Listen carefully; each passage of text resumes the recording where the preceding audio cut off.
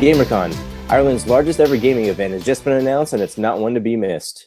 GamerCon Dublin will take place at the Convention Centre Dublin on March 18th and 19th, 2017, and up to 20,000 gamers are expected to attend. GamerCon has partnered with GameStop, the global leaders in gaming retail, for the event. Gamers or their loved ones can buy their tickets in any GameStop store nationwide, as well as online at www.gamer-con.com.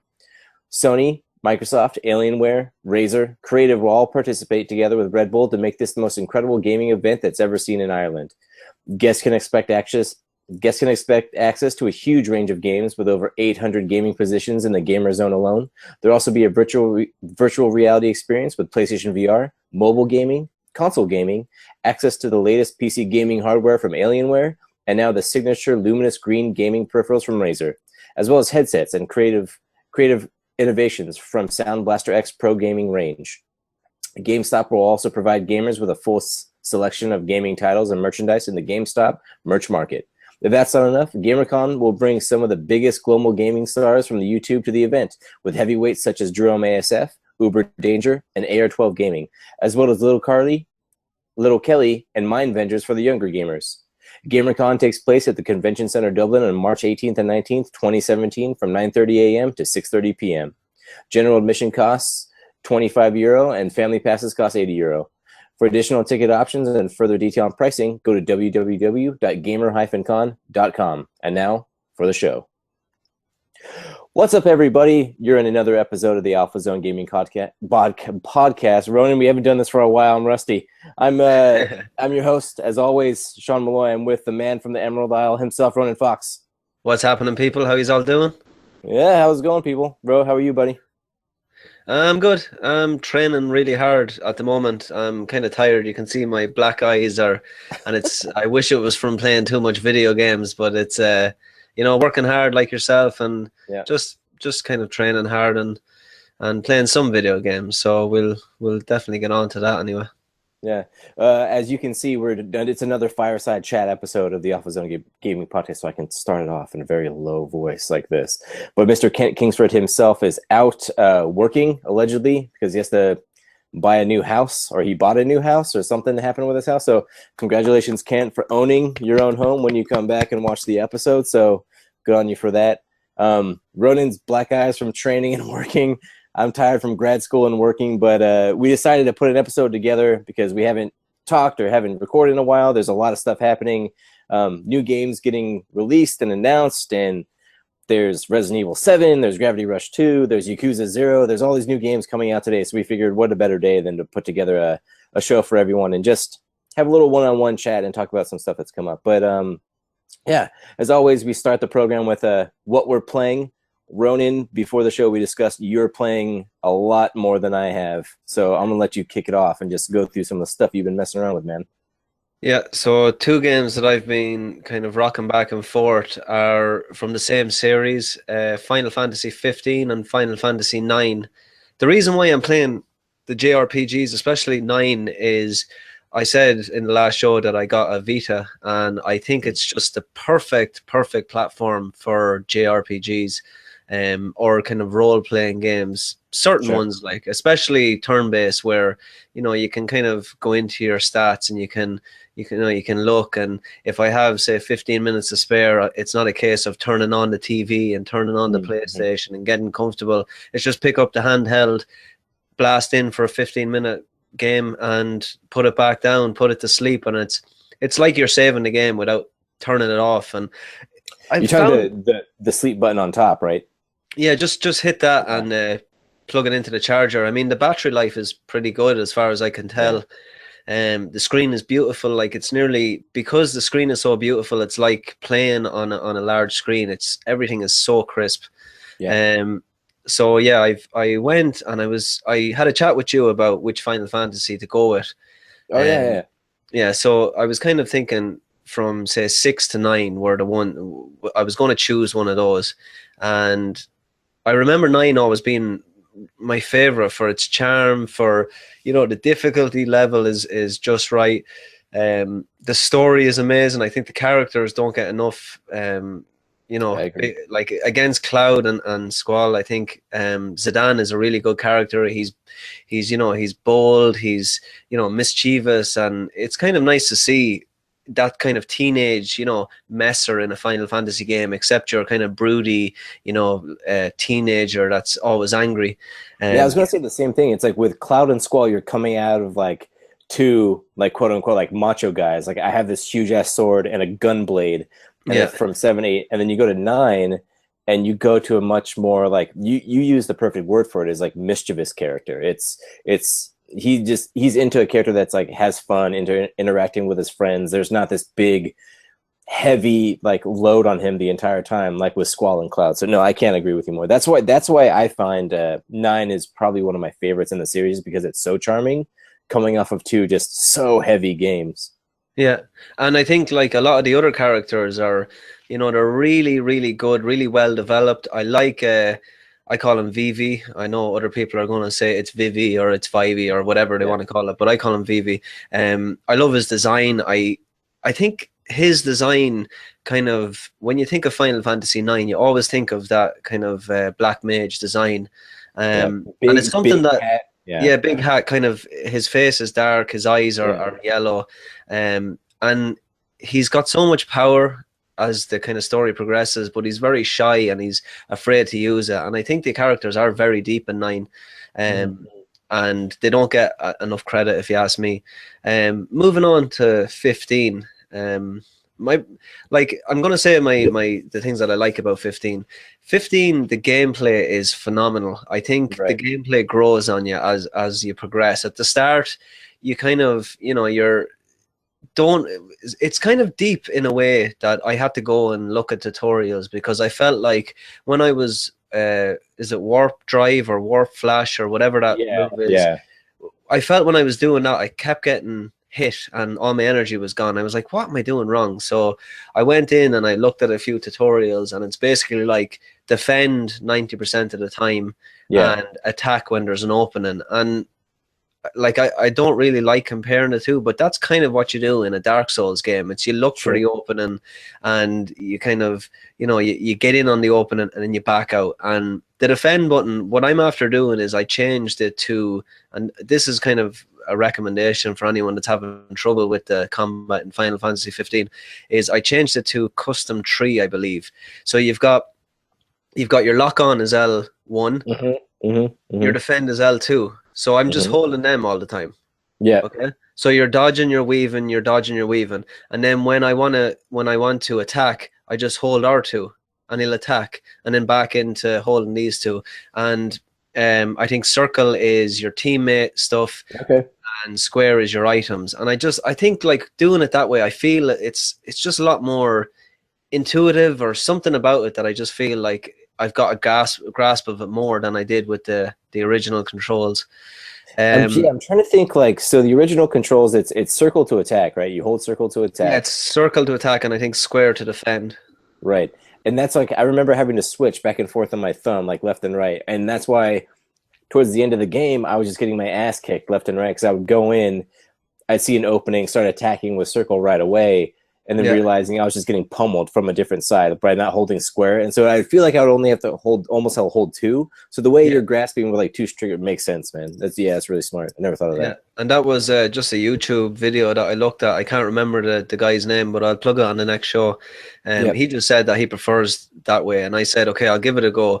And I was on the edge of saying, I don't think this is working. And I pushed through, and now I'm never going back. Like it's perfect. It works really well for it. So the gameplay is 100%. I really love it.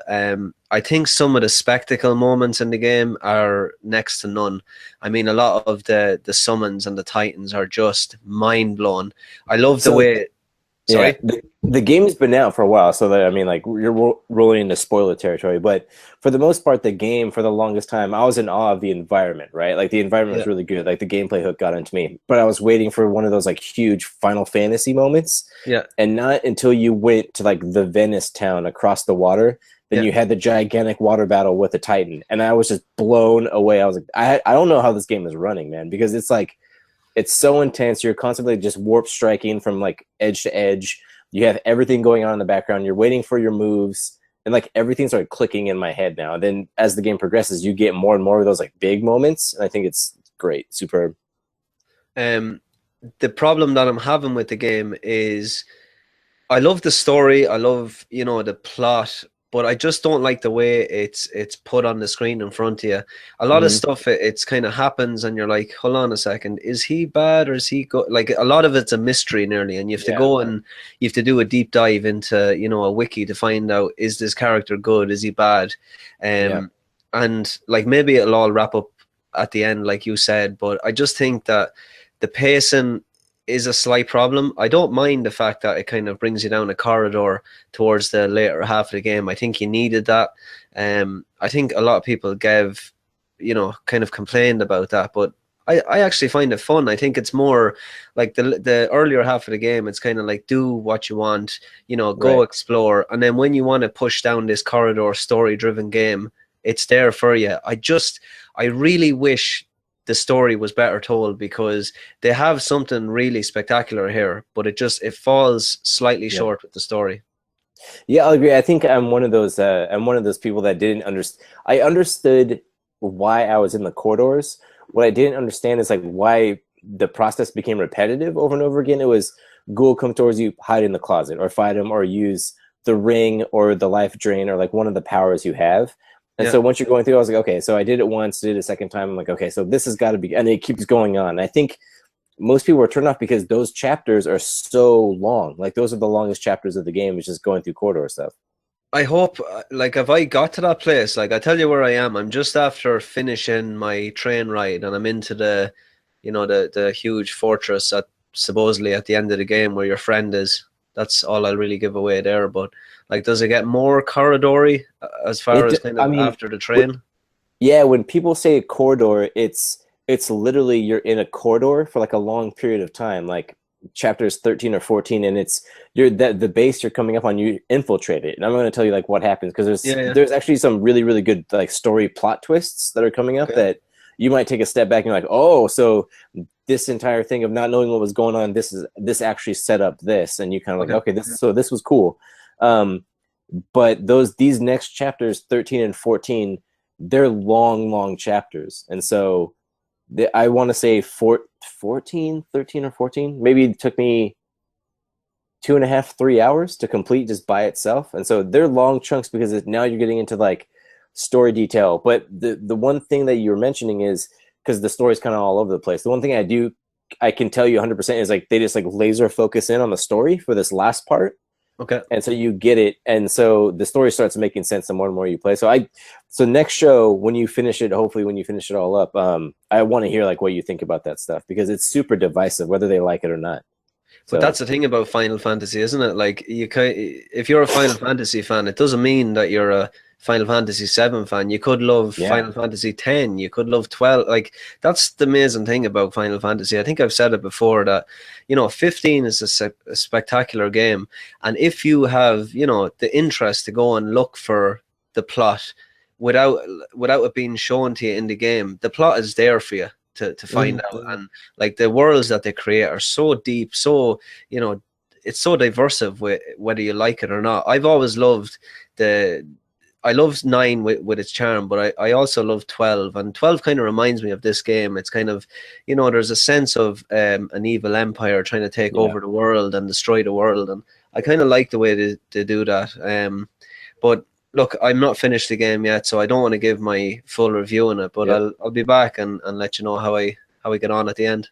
Yeah, I think you made another good point. I think Final Fantasy fans is like, they like the series, but you can definitely pull out your favorites. Because for me, for some reason, I like 8 better than 7, and that's blasphemous. But for some reason, I played 8 before 7, so I had that connection with Squall, and I just remember like playing as a kid, like pulling Shiva every chance I got just to get her down into the match, and just wreaking ice hell all over the place. It was that card game is phenomenal as well. Yeah, I got really addicted to that. Yeah, I mean, I was like a horny 12-year-old, so the first time I got to see video game boobs, I'm like, what is happening right now? So, And then for me, it was my big ones are 8, 10. I mean, 8, 9, and 10 are like my three I played. And then I didn't play a Final Fantasy until hardcore until 15 because I just heard the stories about like what 15 was. I'm like, there's no way I'm missing this game. So, yeah, no, I'm glad you're having a good time with both of those, man. It makes me want to dust off my Vita and down. How much was Final Fantasy 9 to download on Vita? 10 quid. Oh, that's pretty good. I might have to do that. $9.99. All right, I'll do it. I mean, as far as I'm playing, yeah, we'll do it one for one. Like you work away. Yeah. New release stuff. I got Gravity Rush 2, and so I got actually sent a code for that, so I didn't need to actually pick it up or spend any money for that one.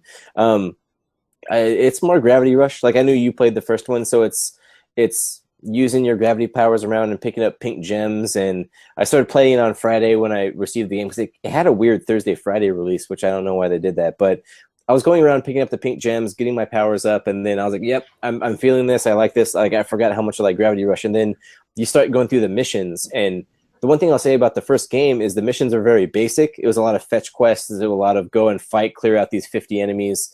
Yeah. And that's fine. And like that's what I understood about that game. But with this one, they're breaking it up into these like stealth missions and follow missions, and the game isn't made for that. Like it's not made to sneak around like Metal Gear, or it's not made to do stealth quests like Assassin's Creed or anything like that. I'll talk more about that in a second.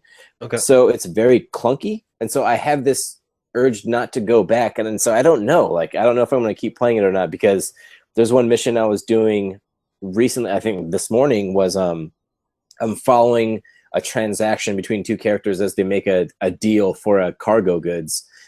And the prompt is go over and hover above this like set of crates and then drop down and you should be okay.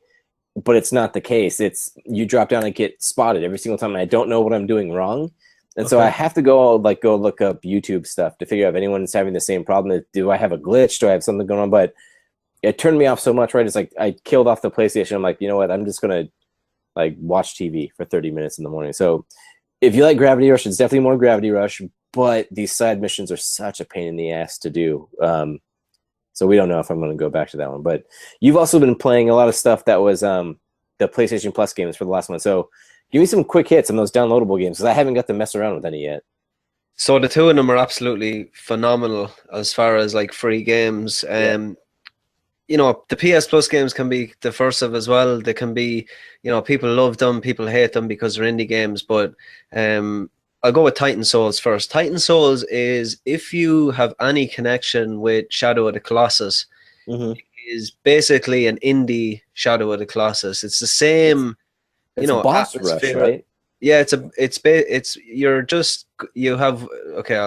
go from the start. You start off, you're just this one dude.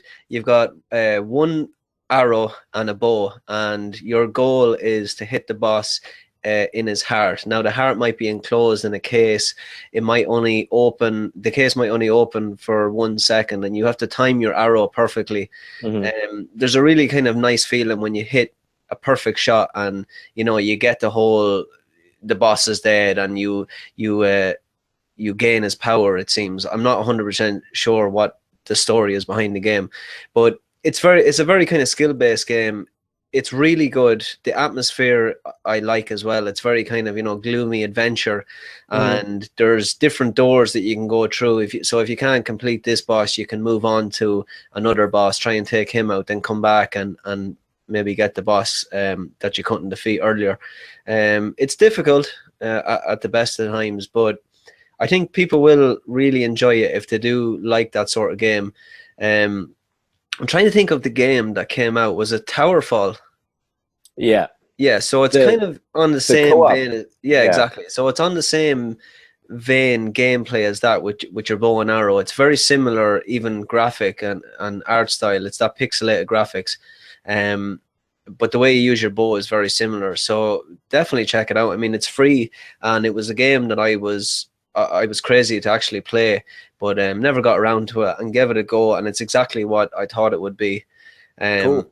So it's free. Get it 100%. Like you're either going to like it or not. Yeah. So it's not going to cost you anything. I think it's free, and I think it's $20 when it first came out. And so when I saw it on PS Plus, I just, you know, like how us three, we do it. Like they put out the games, we download them all, we give them a fair shake, and if we like it, we can keep them and keep playing. If we don't, we delete them off, and there's like no problem. So it's like they're free. Like that's our. The thing about Titan Souls is you'll know within the first 10 minutes of playing whether this is your jam or not. Like, you'll know. Like you'll know straight away whether you want to kind of push on and get the next boss, figure out what's going on in this world. So it's not a huge time sink. The next game, the second game they released, This War of Mine, the Little Ones is the added name for the console. What they did was it was a PC release, and for the console they thought they would add children into the mix to make it more emotional and, you know, kind of tweak your heartstrings a bit. The game is, so it's set in kind of a war-driven city, and you start off with 3 survivors. The 3 survivors are randomly generated. So you might have a guy that's good at running. You might have a guy that's good at, you know, surviving or cooking. You might have a medic, and your aim is just to stay alive for as long as possible. But you have, it's kind of risk and reward. Your guys are getting hungry. You can send a guy out to a neighboring house to try and pick up supplies. You could go to that house, get supplies, come back, and your house is after being robbed. So the stuff that was in the house already is after being taken away. You might go out and bump into, you know, an enemy, end up having to kill that enemy, and then your character will actually become depressed because he had to commit a murder. Interesting. Yeah, it's really, really intelligent game. It's super depressing. Like I'll throw you exactly what happened with my first playthrough, and I had to put the controller down and go, "Holy shit, this game does not give a crap about you." So it's gonna punch you right in the feels. So one of my guys headed out. I didn't actually know what the hell I was doing at this stage, so I was after kind of gathering as much resources in the house that I was staying in as possible. I was low on food, so I went to a neighboring house that was like, it'll give you a little description whether there is occupants in the house or whether it hasn't been touched in a long time. Supplies might be low in this house, so nobody goes near it anymore. So I, of course, went to the place where there was big supplies and there was a chance of running into an enemy. Ran into an enemy, ended up fist fighting him and killing him. Came back, the guy got depression, and it affected the others in the house as well, because the guy that was meant to be going out getting the supplies, he doesn't want to do anything. Like, you actually lose total control of him. So we've got no food. Go to neighboring houses to try and get food back.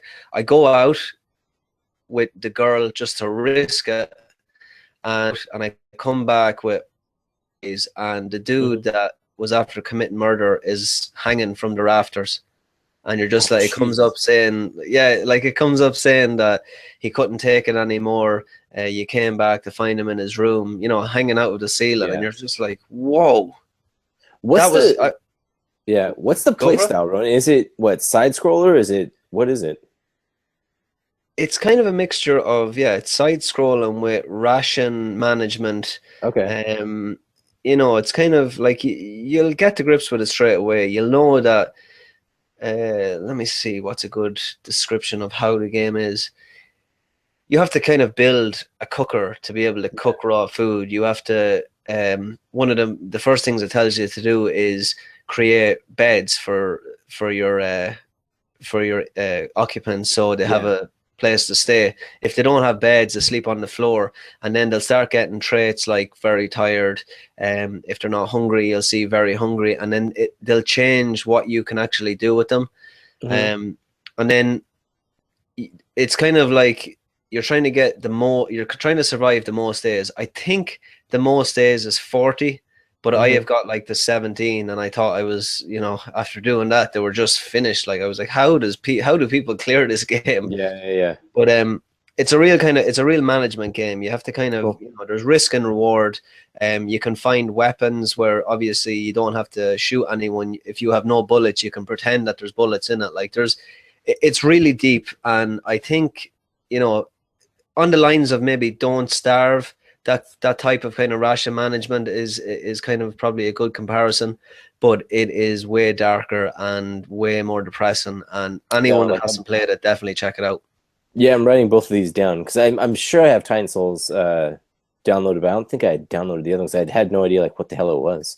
But let me download that. I'm gonna download that. Hopefully, I can carve some time out tonight and mess around with it. You could get The through only it other, in you could get yeah. through it in half an hour, like. Oh, there you go. All right, Yeah. that's good.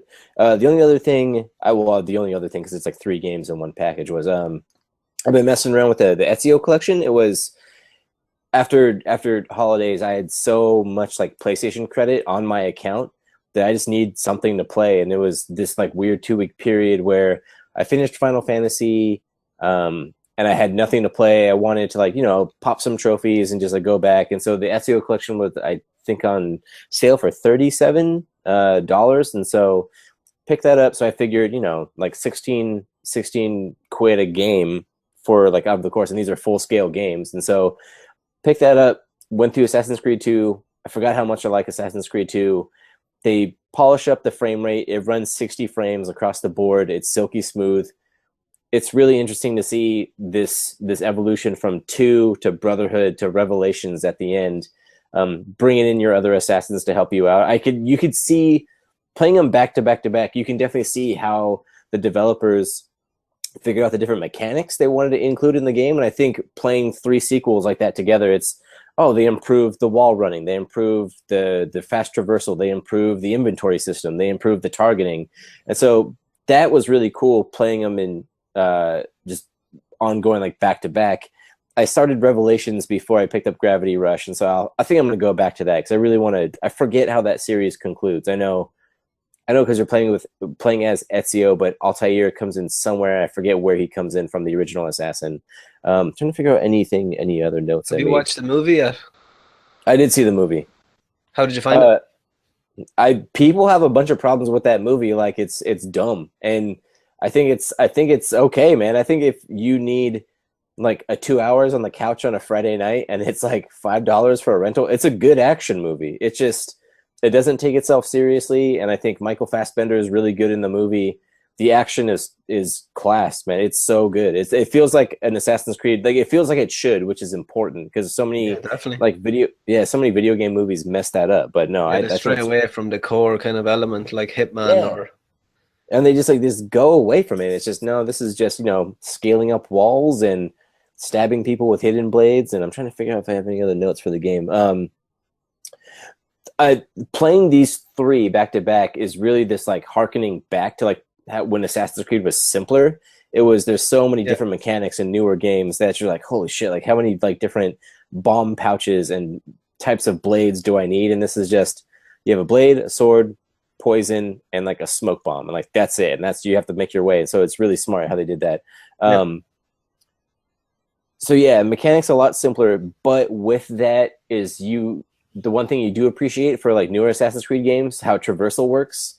They fixed the whole thing. So now in like modern Assassin's Creed games, you have a button where you just climb down automatically. Yeah. And you don't constantly just like jump the fuck off of buildings and just like die. And so it's like they figured out that like so many people are just like killing themselves, and they're like, okay, so hold on, let's logically, if he runs to an edge, let's hit circle and he'll automatically climb down. There's so many times I'll run to an edge, I'll hit circle to try to like grab the edge. I'm like, oh, never mind, these are old games, it won't process like that, and I'll just come down, fall down on like either run into guards or something. So no, that's a one game that I don't know how it did sales wise. We'll talk MPD numbers in a bit, but if you like the original like AC games, go for it, because it's not a complete overhaul like a remaster, but it's like a refinishing, and they just fixed the frame rate, which is pretty solid. So it's a tip of the hat to them. You had one more, right, Ronan? Just on Vita, I'm not going to spend too long on it because it's been out a while. But I downloaded it more for my son because I just love the look, and that's Rayman Legends. And I've actually been rocking it myself, and it's just, oh god, I can't say enough about that game. Like, it's gorgeous. The platforming is really, really tight. I love the way it doesn't take itself seriously, like it really doesn't. It's a fun game. Like, it's a fun game, but it's a really intelligently created game. The worlds are just beautiful, and I've nothing bad to say about Rayman, and that's the God's honest truth. Yeah, I think playing through Rayman Origins and Rayman Legends on was it Vita? Yeah, I played it on Vita. It's one of these games it's difficult at times, but you know it's human error. It's like you're not feeling ripped off by the game. You're like, Yeah. nope, I didn't time that jump correctly. I didn't helicopter spin the right way. And then we were talking about before the show is you get those musical segments that are so good, and they So fun. transform. Yeah, they transform like pop music or instrumentals into these songs like within game, and it's great. Like Have you platinumed it? No. I don't think so. I didn't even go check back in my trophies. It was they were PSN games like of the month, and I downloaded both of them because that's the only way. I didn't pay. I Yeah. know I didn't pay money for them, so I'll have to go back and check it out because, especially, are you playing Legends? Yeah. Legends, yeah. But I So you seen get like a almost. Back to Origins world there that I unlocked. Is that just the original? Is that game or? It's it. So you get to play both. So Legends has Origins and Legends in it, so it's like one package. Okay, sweet. Yeah. So you and the boy and you said wifey was playing a little bit, so Yeah, you I guys had to did show her two that games. music, kind of, Yeah, that yeah, yeah. where you're running and the the enemies are going bam, lamp, Yeah. it made me smile. Like, that's such a great thing that because I played Rayman on PC like years ago, like the original Rayman, and I hadn't Yeah. touched it in years, and I was like, is it really going to be as good as I thought? And yes, it is. It's phenomenal. Like, it really Yeah. is. They put so much effort into them games, and again, it's just perfect on Vita. Like, there's, what is there, 3 or 4 buttons that you need to use: That's jump, it. run fast, and the hit button, and it's just simple and beautiful, and the platforming is very, very tight. Yeah, that's it. Like I think we hit it right on the head. Um, so moving into a bit of news, not a ton of news to cover, just because it's in this weird pre-Horizon Zero Dawn, pre-Mass Effect, pre-Nintendo January. Switch. Yeah, we're in January. The doldrums, man. There's nothing out right now. I mean, at least last year they had that the Dying Light game that came out Oh right in god, that was January. So phenomenal. people, Yeah, yeah, it was a really good game. yeah. So for some quick news bites, a couple game release dates came out. Prey 2 by Bethesda Game Studios and Arcane is coming out May 5th, 2017. It's a reboot of the franchise. Anyone knows it was on Xbox 360. It was really weird. You're a Native American on a reservation that got sucked up into an alien ship. All the doors look like anuses. It was strange, man. I didn't like that game. Whoa. This looks What was more that? like, what's that? What game was that? The first Prey. Did you ever play it? No, I don't think I did actually play So that the game. joke of like and for the people watching the YouTube video, I apologize for the crudeness, but all the doors kind of look like the edge of my fist. It looked like right there. And so it's either like you're entering a belly button or like an anal cavity, like every time and it was weird. And you walked and it was like it made the sound of like flesh every time. And so I was very Jesus. uncomfortable. I was like, oh, too far, guys. But this looks more like a Dishonored 2 in space with a bunch of weird powers. I saw one power where you get to transform yourself into any other inanimate object. And so like he was trying to break into a room and he transformed himself into a teacup and then transformed himself out of it and just like killed a guy as a teacup. I thought that was super unique. So I want to see what they do with that. So interesting. Today, so we're recording this on January 25th. Tekken 7, that comes out June 7th. The game director, Harada-san, came out and he left the quote of, the goal for this game is to scale down and make sure they hit the date flush with the game 100% content ready.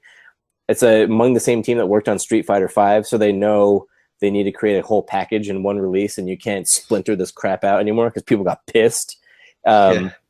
But I'm trying to think what other else. Since Tekken's our been last around for show, a long time, hasn't it? I couldn't believe it's 7, man. Like, I remember playing Tekken Tag on PS1 or Tekken PS2. That was like the PS first, like, PS2, yeah, yeah. I think it was the first game I got with my PlayStation yeah, 2 was Tekken yeah. And I was, and Bouncer. I yeah. think they were my first 2 games. Oh man, that cover art was just standing there like this. He's just got his fist up.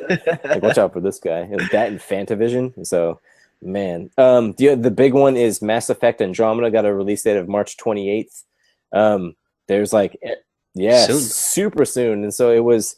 Are they going to be able to hit spring? And they're going to hit spring, and it's 3 weeks after the Nintendo Switch. That's March 7th for the people who care, or March 3rd for the people who care. No, wait, I got it backwards. 10th. That's what it is. Yeah.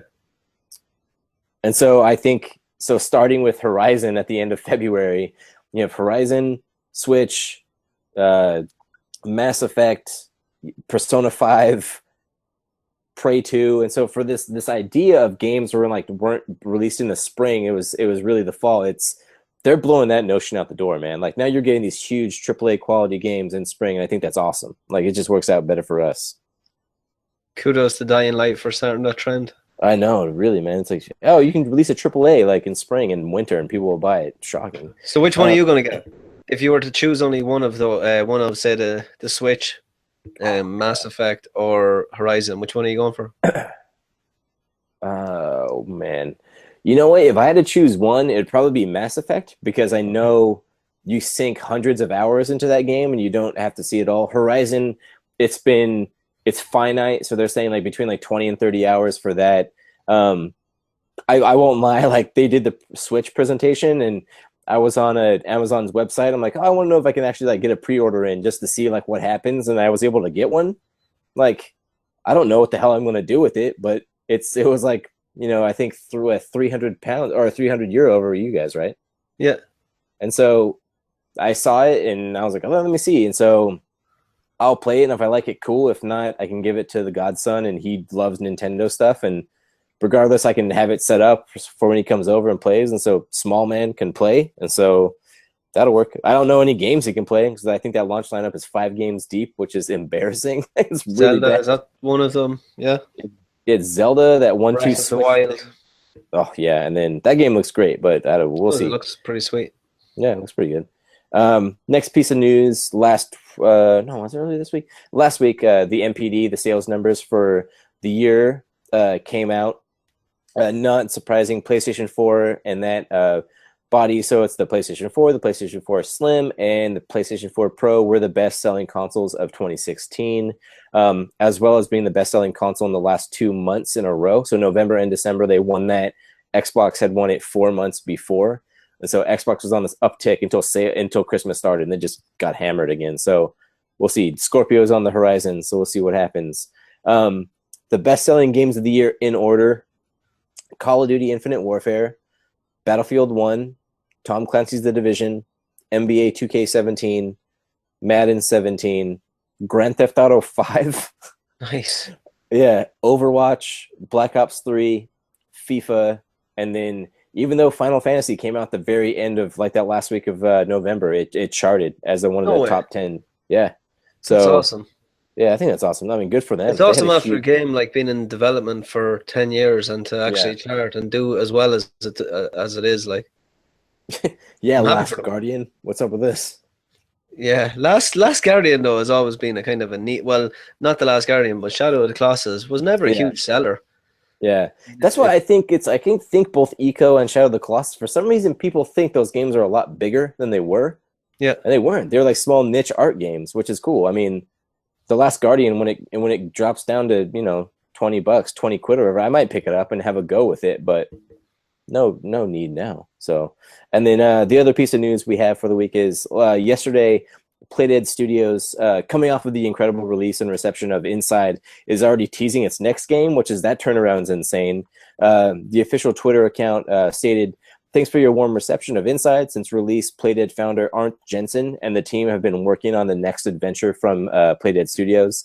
There's a screenshot attached. It seems like it's an astronaut on an alien world that's dragging his own parachute, and there's a meteor blasted down behind him.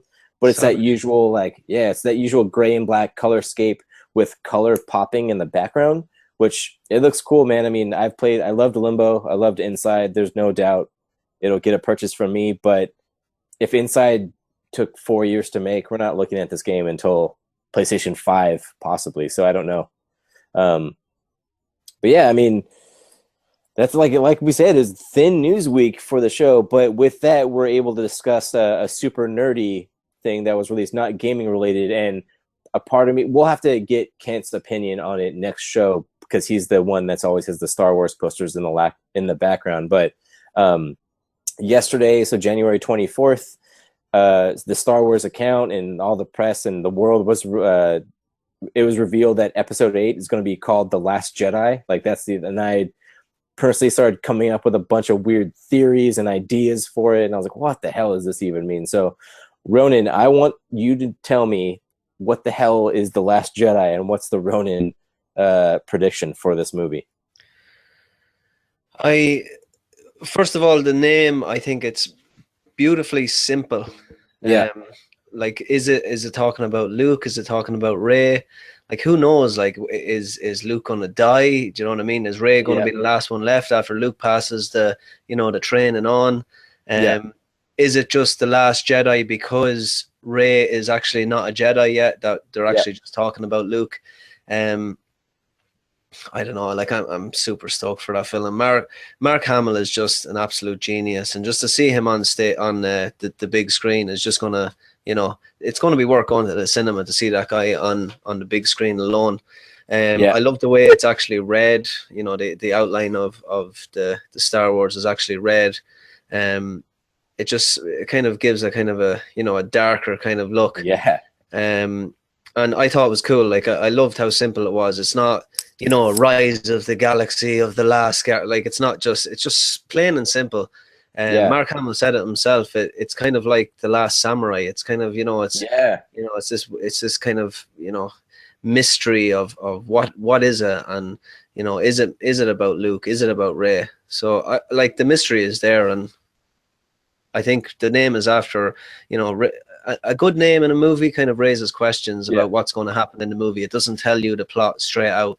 yeah. Um, and I think it's phenomenal. I love the name. Yeah, I'm with you. It's like I'm a huge Star Wars nerd, and so once I read the name, I was automatically going into, chat forums and figuring out what the hell other people were saying. The one thing that I kind of wonder myself is first I had to go through and figure out what movies actually had the red outline instead of that usual yellow. And it was Revenge of the Sith and then Return of the Jedi. And in both of those, there's a movement of one character from a light to a dark or a dark to a light side. It's like there's a switch somewhere. Yeah. And so with that is then people go into, crazy town is like, does that mean Kylo Ren, because he's struggling with being good in The Force Awakens, does he actually come over to the good side, or is someone tempted back over to the dark side, or what the hell's going on? And then other people are like, well, The Last Jedi because Luke, and I'm like, okay, so if Luke trains Rey, then does that mean Luke Skywalker die in this movie at some point?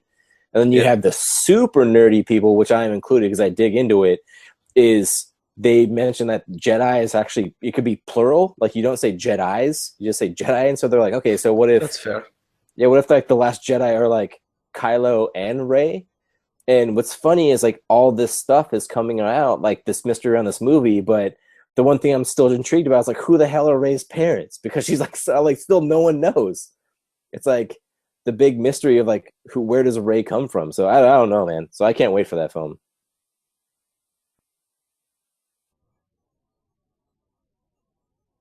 See, and it should be interesting how it's revealed. Just a quick shout out there. We Yep. are having a stag do. One of my mates is getting married, and Oh yeah. I actually tweeted Mark Hamill to see, because he was filming in Ireland. We Yeah. knew he on the island. Would he come to the stag party for the crack with the lads? So all we're looking for is him to either favourite the tweet or come down and have the crack with us. So if you're around, Mark, let us know. We know you love your fans. So Yeah. if you're out there and if you're listening, Yeah. And then I like I don't Ronan, did we give I think we missed the last show of saying like respect and like all the admiration for Carrie Fisher. Like that was a huge loss to like the entire community. So and she was like the geeks princess, man. So really that's a huge loss for us the fans and for the franchise. And so from me as the host of our little rinky dink podcast to really like well wishes to her and her family and her loved ones, because she was the princess. She's like I love hearing the stories about her afterwards. It's like she's the first woman to give me a hard on as a kid in the gold bikini. I'm like, that's 100% true. And if you don't think about that, you're lying, because yeah. everyone did that.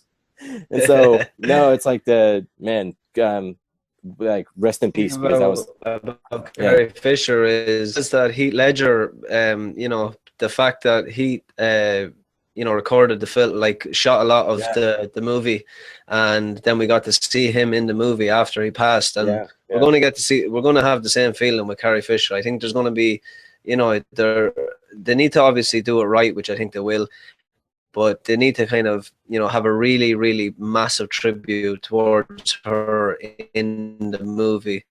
yeah, Or, to pass away. They have to be gentle with what they do, but I think it's it's going to really connection.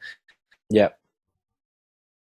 Obviously, with Star Wars, there's always that emotional can be heightened. She's going to be on the all of us growing up, and yeah, she's a huge loss, and she's always a great character. Like the last time I seen her was only a few weeks ago on Graham Norton chat show.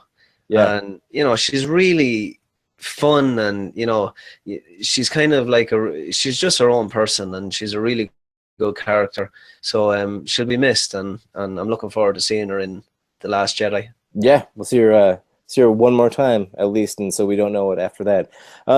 Ronan, this is a quick Fireside Chat episode, buddy. We can sign it off here and give the people what they want. And so, Kent, we'll have you back next show. But for now, Ronan, where can the people find you at, sir? So the show more than myself, as I do at the end of every show. We're trying to really push this Instagram that we set up, Alpha Zone Gaming. We're getting some really good traffic on it. Any of our quick hit news will go onto the Instagram, and we've had really good support on that for the last couple of weeks. So Alpha Zone Gaming on Instagram. Check out the Alpha Cast and our YouTube channel, where there's a lot of videos.